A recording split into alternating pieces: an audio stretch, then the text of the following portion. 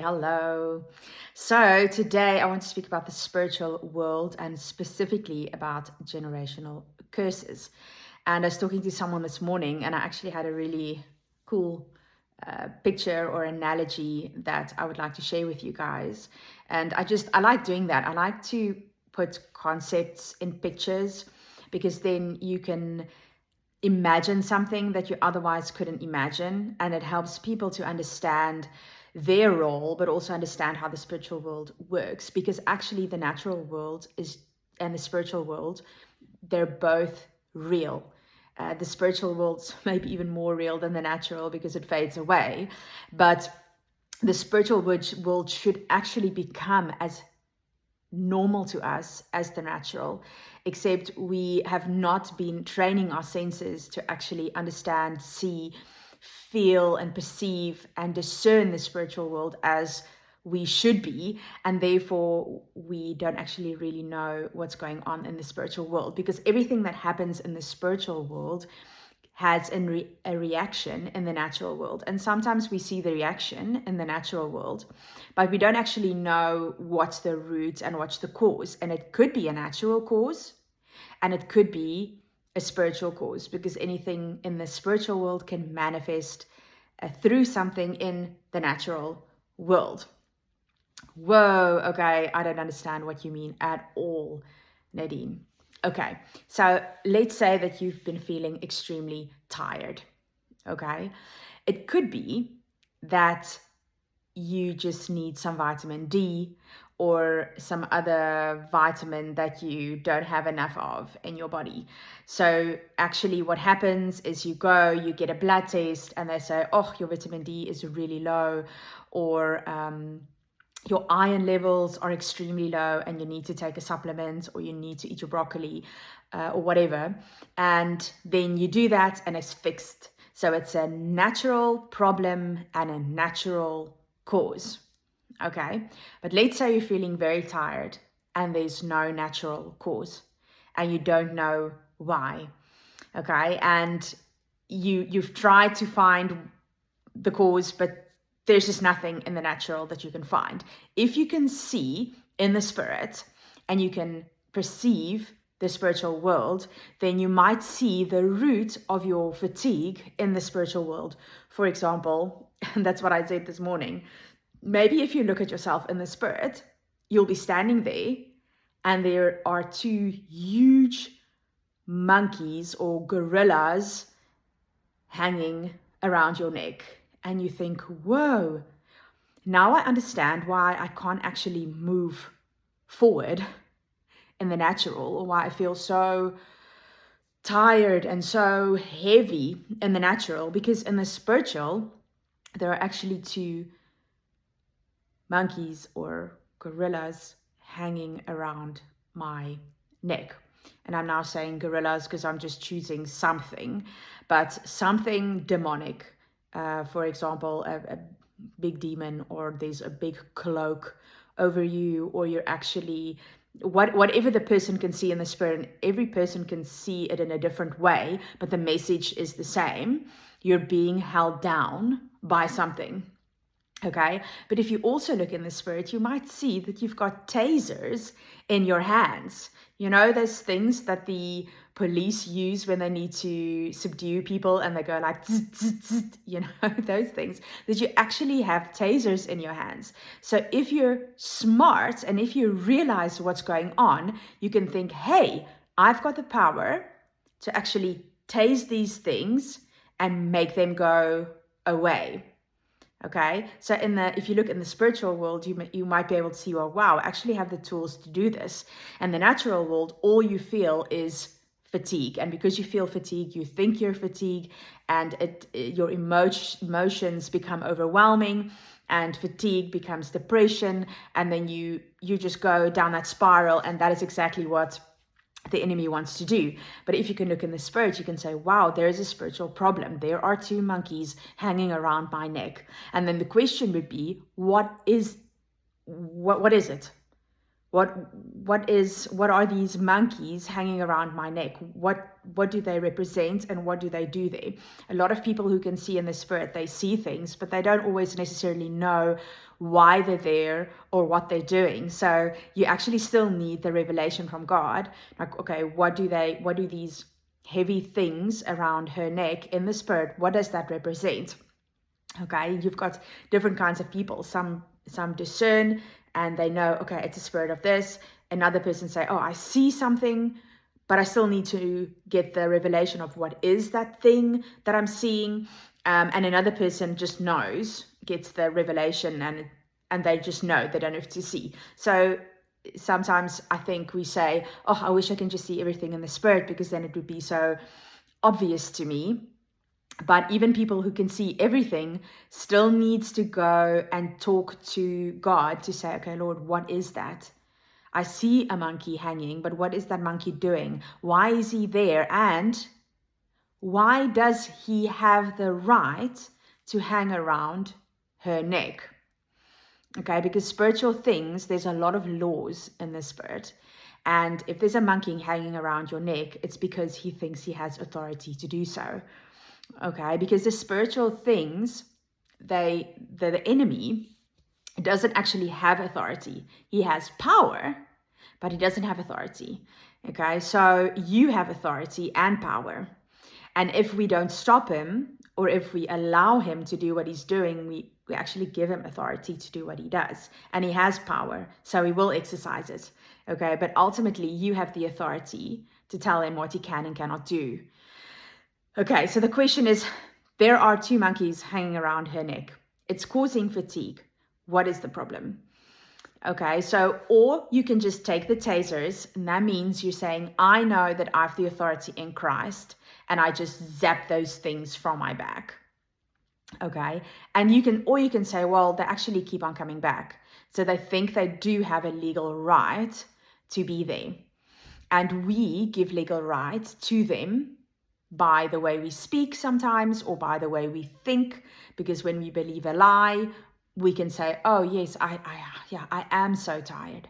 I am tired. I believe that I'm constantly tired. I believe that I have a problem with constantly being tired. And instead of sending those things away, we actually invite them to hang around our necks.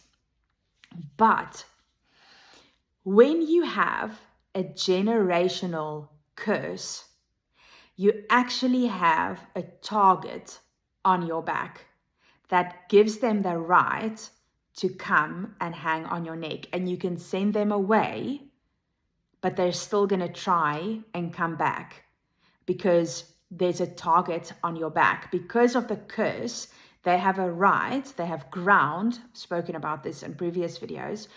They actually have ground to come into your life.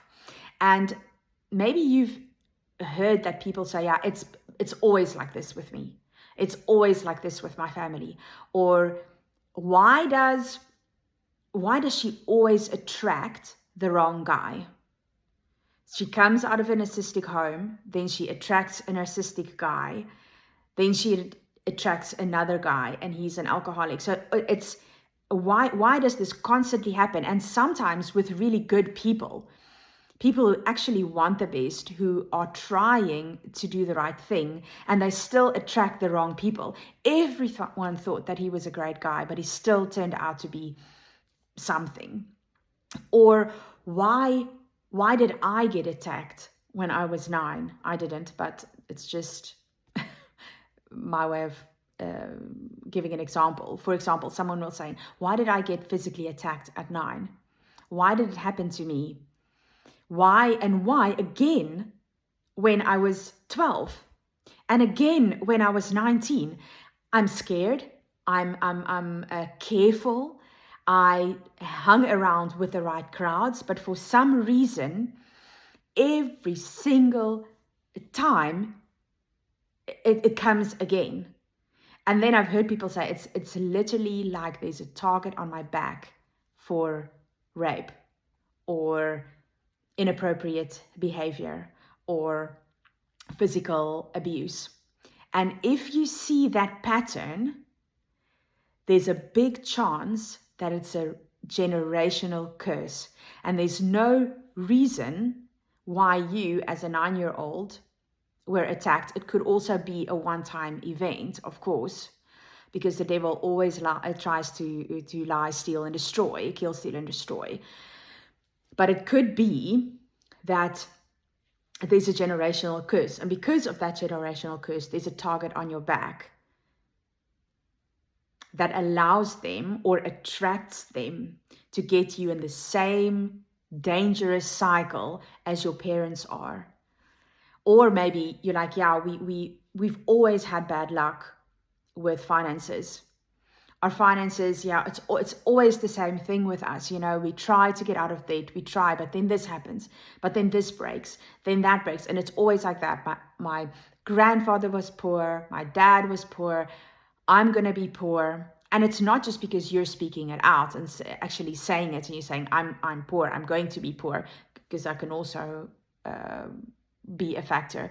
But there's a curse on your finances in your generation. So you just don't seem to get ahead financially, because always something happens. You always invest in the wrong thing. Or your car breaks down or whatever. So there's always this constant thing that keeps on coming back. And you can see, and I'm pretty sure if you think about people around you and people that you know, you can say, wow, that person always has that kind of problem in the same area. Of how can someone have so many of those problems in the same area? Why, if there's one guy that wants to inappropriately treat someone inappropriate in the entire bar, it's you again. They find you every time.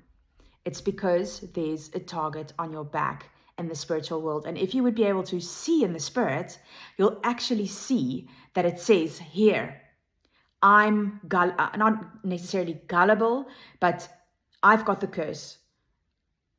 I've had trauma.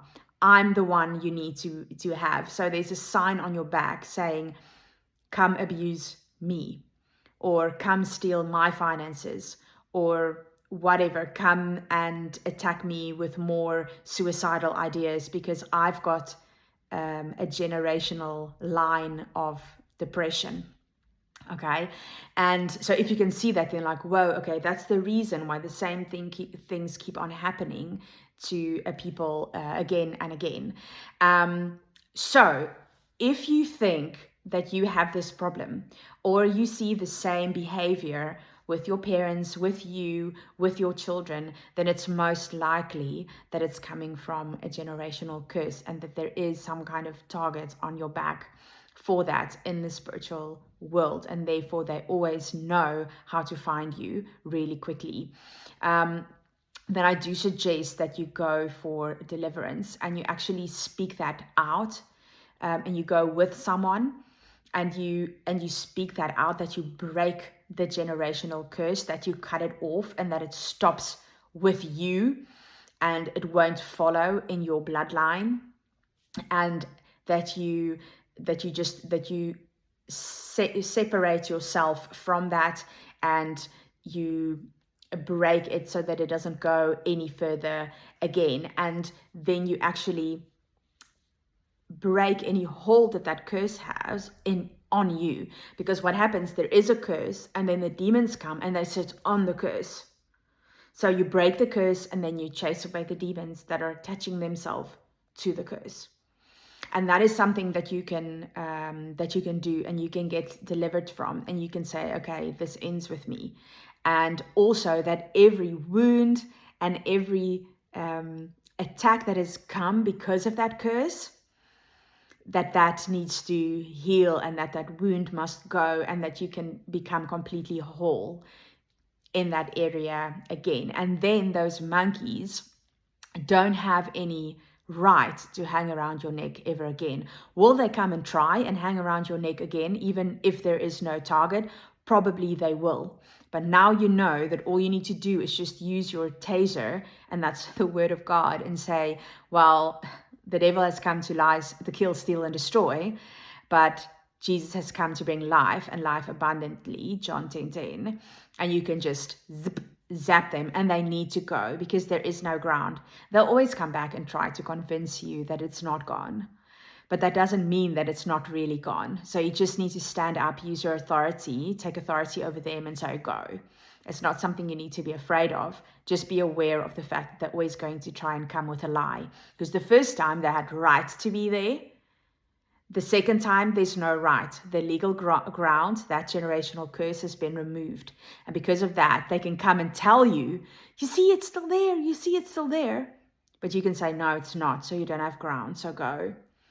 And then if you don't chase them away, they could convince you that it's still there. And then you can actually entertain that thought and give them the authority again to stay. But you now know that you have the authority and that they need to go. So that's a little piece on generational curses. So if you see this, and if you haven't been for deliverance, just go. Even if it's a general deliverance session or read a book on deliverance, like bloodline curses, generational curses, curses that people have spoken over you.